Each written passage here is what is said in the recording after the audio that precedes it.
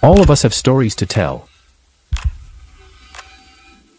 We seek the truth, but oftentimes, we're becoming more confused. We want answers. Stories of the unknown, the dark, and the weird.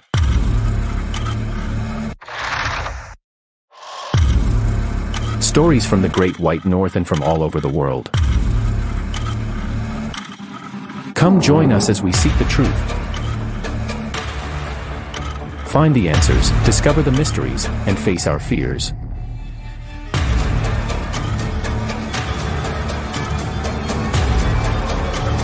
This is The Stories Canada Podcast. Listen now for free. Episodes now available to Spotify, Apple Podcasts, Stitcher, Google Podcasts, and wherever you listen to your podcast. Hello? Hello? Podcast Network Asia.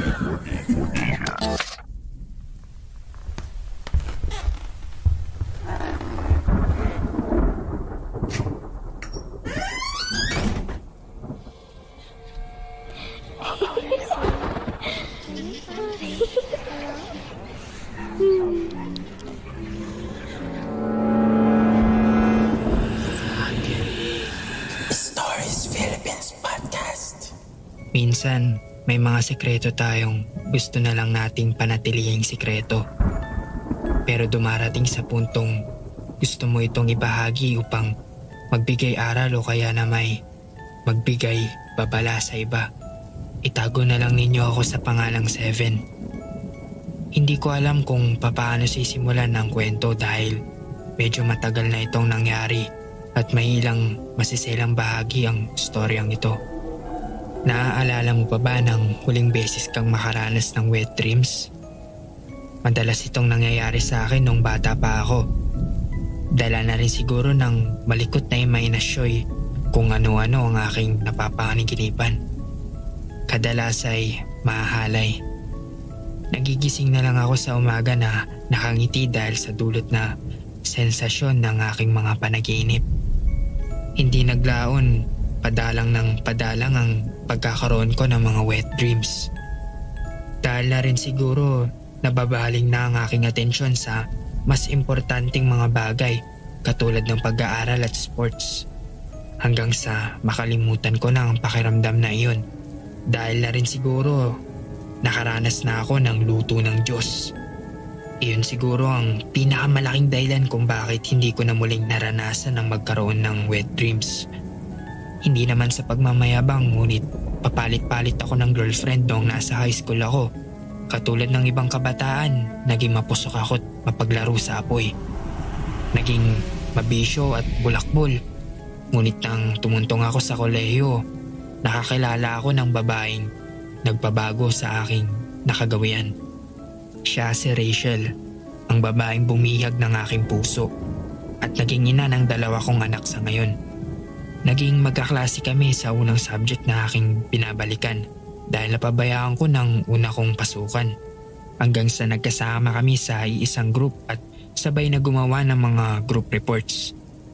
Nagkaroon ako ng gana na mag-aral dahil kay Rachel at naging malapit kami sa isa't isa hanggang sa dumating yung araw na naging kami na. Naging legal kami sa aking pamilya, ngunit hindi raw ako tanggap ng pamilya ni Rachel. Masyado pa raw bata ang anak nila at hindi pa siya nakakapagtapos ng pag-aaral. Sa bandaling salita, naging lihim ang aming relasyon sa pamilya niya.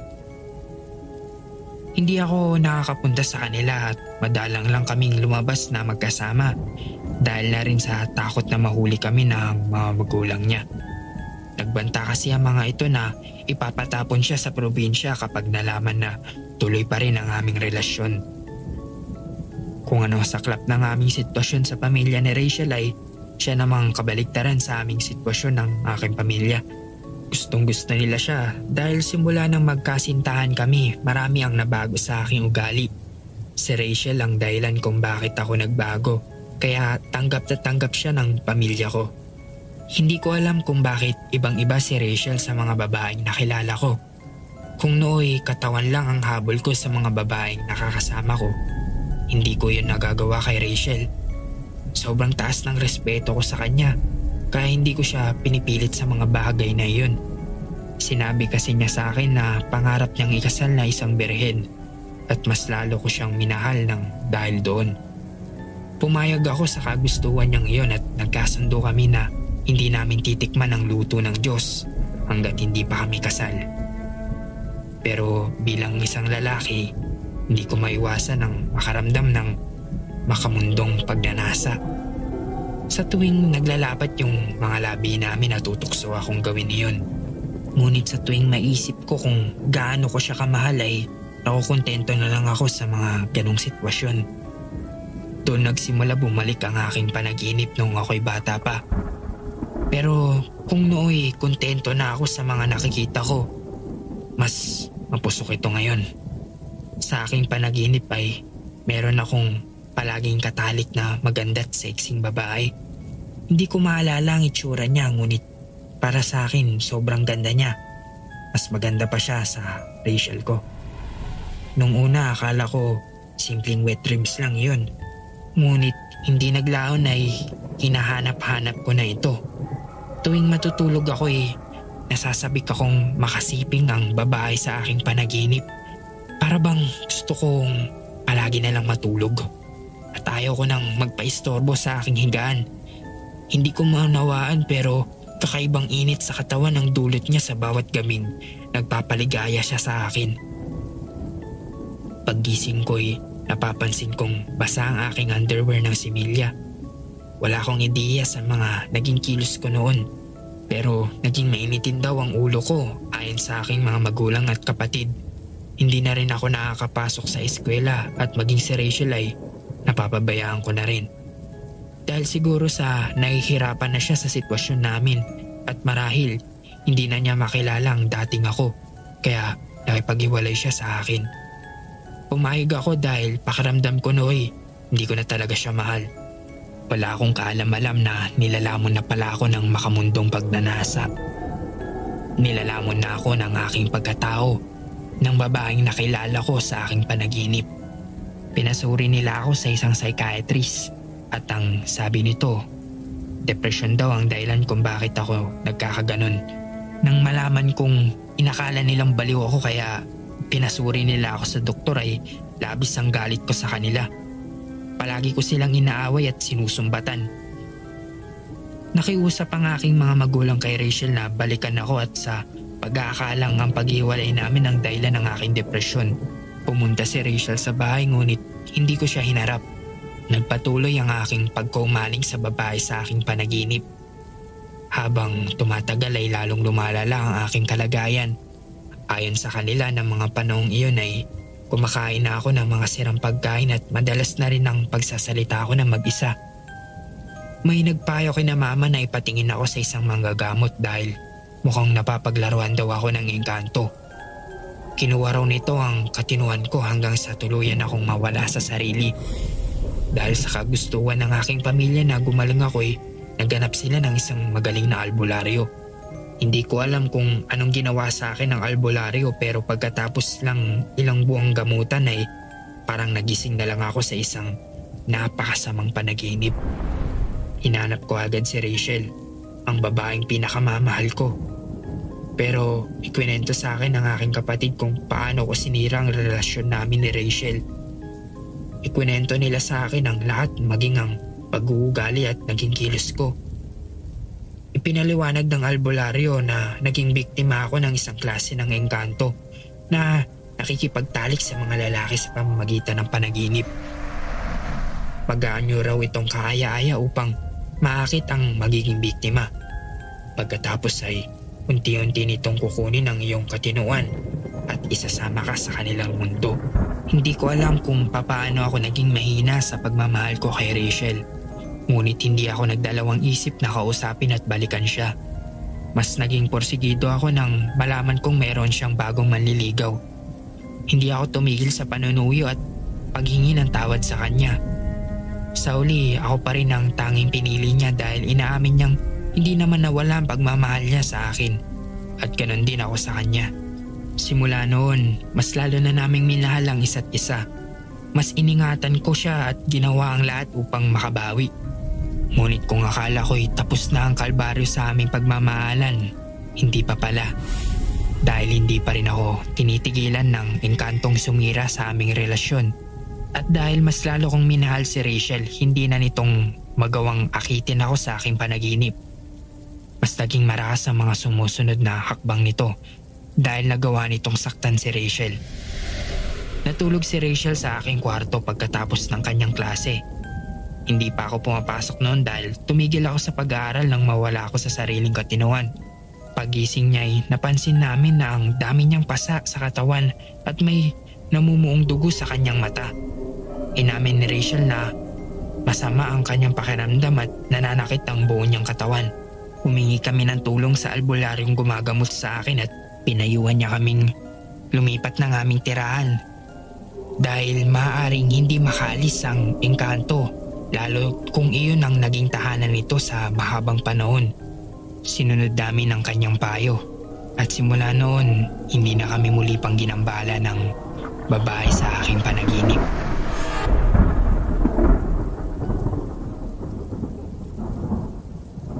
Bago natin ipagpatuloy ang kwentuhan, isang paalala muna mula sa Podmetrics.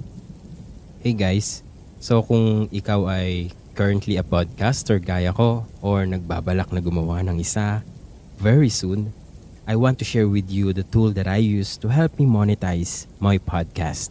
It's called Podmetrics.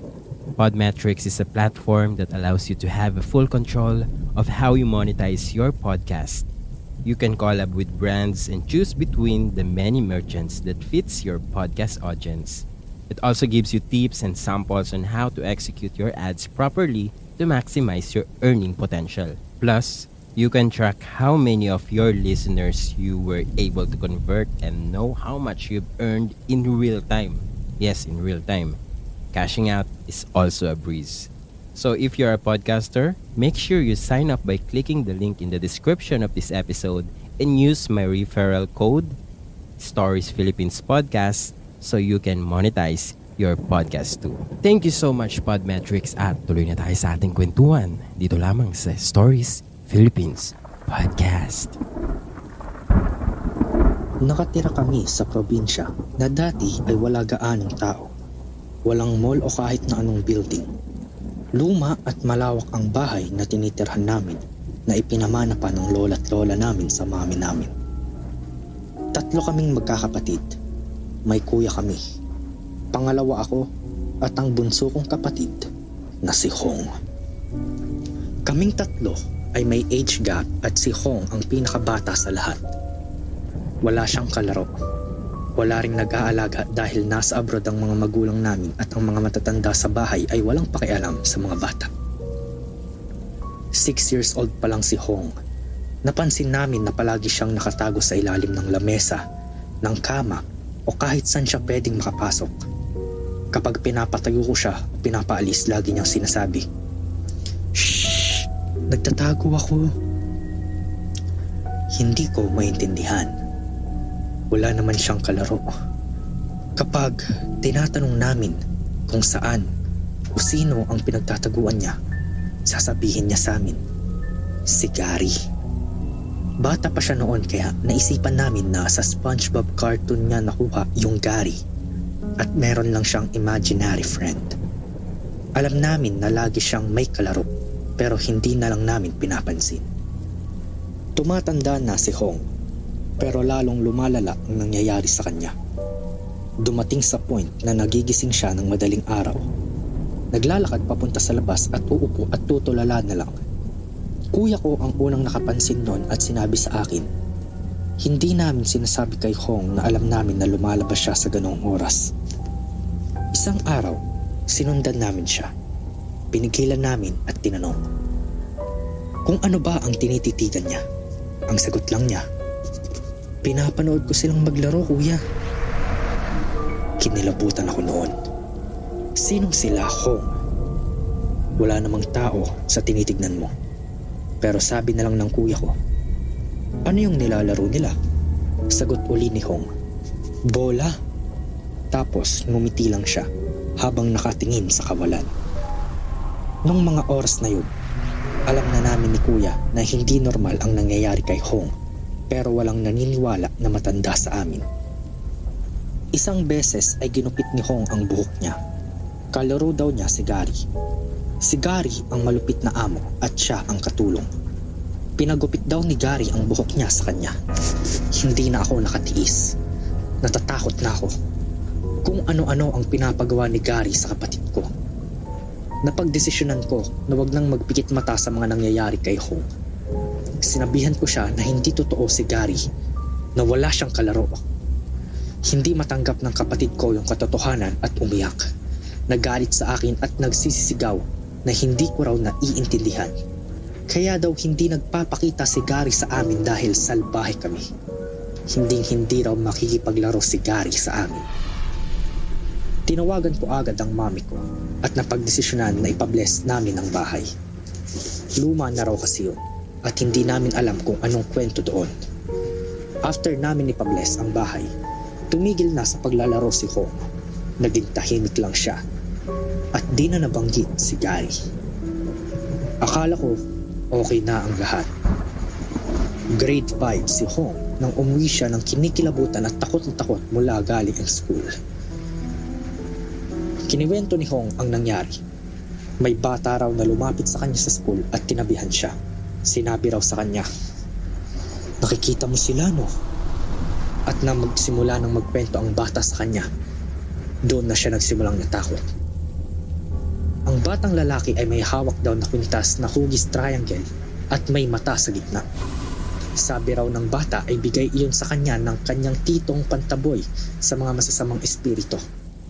Inalok daw ng bata sa kanya ang kwintas dahil makakatulong daw iyon kay Hong. Galing daw ang kwintas na yun sa bundok na nakuha ng tito niya. Sobrang takot na takot daw si Hong nung pinagmasdan niya ang kwintas at kinilabutan lamang siya. Hindi niya natinanggap ang kwintas at hindi niya kilala ang bata. Sinubukan kong hanapin ang bata kinabukasan sa school pero walang makakilala na bata ayon sa description ni Hong. Nag-search ako sa internet tungkol sa triangle na kwintas na may mata at doon ko lang nalaman ang mga Illuminati o kung ano-anong related doon. Sabi ko agad kay Hong, huwag na huwag siya tatanggap ng kahit anong bagay sa susunod na maka-encounter siya ng ganun. After ng insidenteng yun, palagi nang nagkikwento sa akin si Hong. Mga bagay na di namin napansin at mga bagay na hindi namin nakikita. Sabi din niya na hindi siya nakikipaglaro sa kanila. Kaya mga ibang tao naman ang gagambalain nila. Natuto na raw siya na wag na sila pansinin sa tuwing nakikita niya sila. Pero natatakot pa rin siya. Mga 2 years after that, nagpunta ako ng Manila para mag-aral ng college. Nasa ibang city na rin si Kuya para mag-aral. Si Hong na lang ang natira sa bahay na yun. Kasama niya ang aming kasambahay na matagal nang nagtatrabaho sa amin. Kaya naisip ko, magiging okay lang si Hong. Hindi sumagi sa isip ko na 11 years old pa lang ang kapatid ko. Na hindi ko dapat siya iwan mag-isa. Wala pang Facebook or social media noon at wala ring cellphone si Hong. Gusto ko siya kamustahin pero hindi ko alam kung paano. Stress rin ako dahil first year ng college at hindi ko magawang umuwi sa probinsya. Hanggang sa hindi na sumasagi sa isip ko si Hong. Kakatapos lang ng last day of first year college ko nang biglang tinawagan ako ni Mommy. Umiiyak daw si Hong at nagmamakaawa na ialis na siya sa lugar na yun. Sabi sa akin ni Mommy ay isasama na lang sa akin si Hong sa Manila para dito na mag-aral. Tinanong ko kung ano ang nangyari pero hindi rin daw maikwento ni Hong ng maayos. Basta, ayaw na niya sa bahay na yun. Agad akong lumuwas papunta sa probinsya at kinausap si Hong. Napakarami niyang kwento sa akin. Hindi ako makapaniwala. Sa buong pamilya at bahay namin, si Hong lang ang nakakakita at nakakaranas ng mga bagay na yun. Sabi ni Hong, matapos daw naming umalis, nagsimula na ang mga espiritu at multo na dalawin siya sa kwarto gabi-gabi. Saktong 10:00 ng gabi at tinatabihan siya sa kama. Queen size bed ang kama ni Hong pero sa pinakagilid daw siya natutulog para mag-leave ng space para sa kanila. Katabi niya raw palagi matulog at pag umaga ay mawawala rin sila. Nagising rin daw siya na nakabukas ang iPad niya at may picture siya na natutulog siya. Ayoko talagang maniwala hanggang sa nakita ko yung picture. Yung anggulo ng picture ay nasa gilid ng pinakatuktok na punto ng kwarto. Sa larawan ay sakop ang buong kwarto habang nakafocus sa kapatid ko na mahimbing na natutulog. Nangingilabot ako.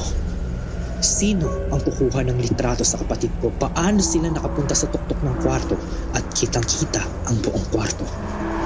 Noong mga oras na yun, naisip ko lahat ng pagkakamali namin. Bakit hindi kami naniniwala? Bakit akala namin ay naghahanap lang siya ng atensyon?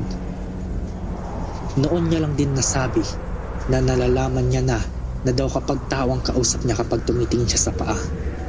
Ang mga multo daw ay either walang paa o lumulutang sila. Dati raw kasi ay hindi niya ma-determine kung sino ang tao at hindi. Napakarami pa niyang kwento na nakakakilabot na naranasan niya habang mag-isa siya sa malaking bahay na yun. Hinanap ko kaagad ang nag-iisang pari sa bayan at ipinabless ko ang kapatid ko. Sa proseso ay hinimatay si Hong at napakahigpit ang hawak sa kamay ko. Sobrang dami ng pawis at pagkagising niya, wala na siyang maalala. Hindi niya nakilala si Gary. Hindi niya na alam lahat ng mga kwento niya sa akin. Napag-usapan ng pamilya namin na wag na lamang banggitin kay Hong ang nangyari. Pero 3 years after, nagkamali na naman ako. Akala ko ay okay na ang lahat. Nabanggit ko kay Hong ng pabiro ang dati. Naisip ko na nagbibiroan lang kami. Pero hindi natutuwa o nakangiti si Hong. Sabi niya sa akin, "Ha? Bakit hindi ko to naaalala?" Tapos sabi niya, mag-isip at alalahanin lahat ng sinasabi ko. After ng usapan na yun, nag-iba na naman ang kilos ni Hong. Lagi siyang ninenervyos at dumadalas na humahaba ang kanyang pagtulog. Inabot siya ng 2 araw nang hindi nagigising. Friday ng hapon siya natulog at Sunday ng hapon nang siya ay magising.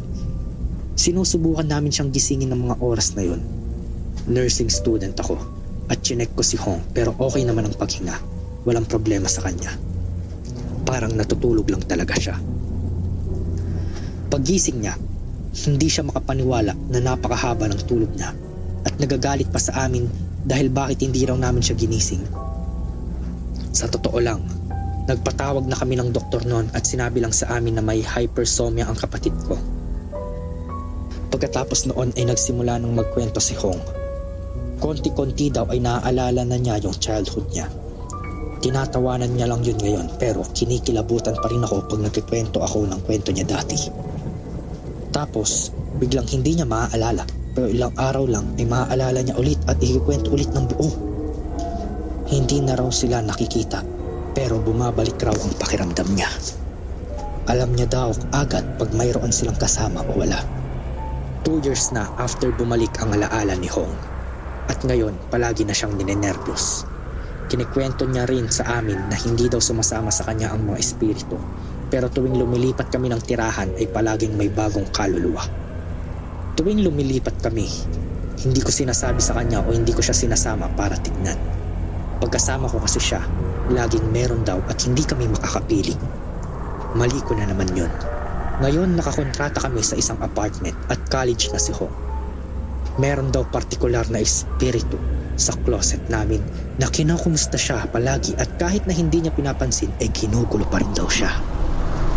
Gusto ko na rin lumipat pero may ilang buwan pa bago matapos ang kontrata. Inayos ko na rin ang shift ko sa trabaho para sa gabi ay masasamahan ko siya. Takot na takot siya sa closet at sa kwarto namin to the point na bumili na siya ng airbed at nilagay sa sala. Ako na lang ang natutulog sa kwarto at hindi na siya lumalapit doon. Sa sala na siya natutulog. Dinedemonyo daw kasi siya ng espiritu. Hanggang ngayon, nagsisisi pa rin ako na sana hindi ko na nabanggit ulit yun kay Hong. E di sana hindi na niya maaalala yung mga nangyari at hindi na sana babalik ang sixth sense niya.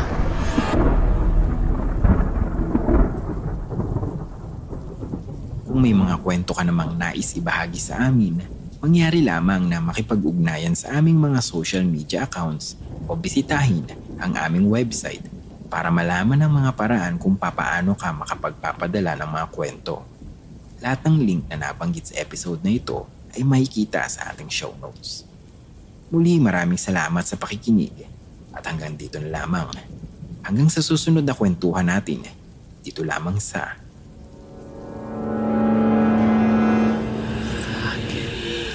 Stories Philippines Podcast.